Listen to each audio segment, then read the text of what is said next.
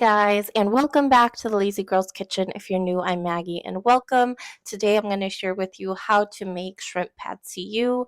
This, I'm sure, is not authentic, but it's really so delicious, and it tastes exactly like the one I get from the takeout place that I like. So I'm so excited to share it with you. I hope you guys enjoy. So we will start out with our shrimp. We're going to just drizzle it with some vegetable oil and then season it with some salt and black pepper. You can also use white pepper if you prefer. Give it a rough toss and then just set them aside. Now we can start chopping. We're going to dice up 4 large garlic cloves. If you want to use more, feel free, but 4 is plenty for me. We're going to dice that up and then set that aside.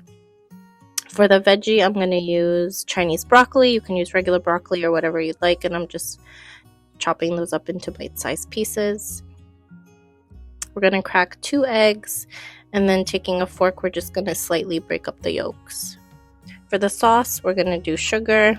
I'm going to do 2 tablespoons of sugar. We have some oyster sauce, also 2 tablespoons.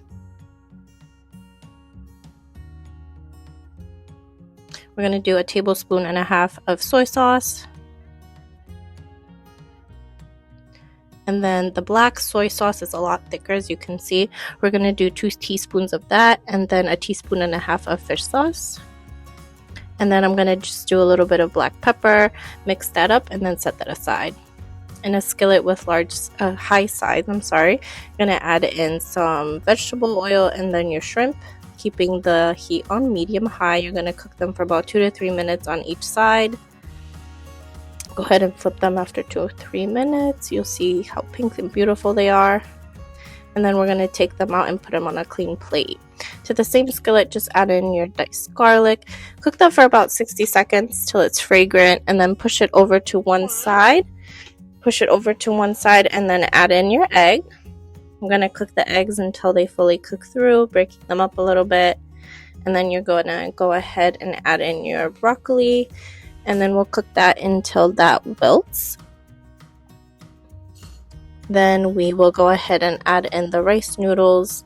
Make sure that you spread them apart or peel them apart before you add them in. Otherwise, it'll be a clumpy mess.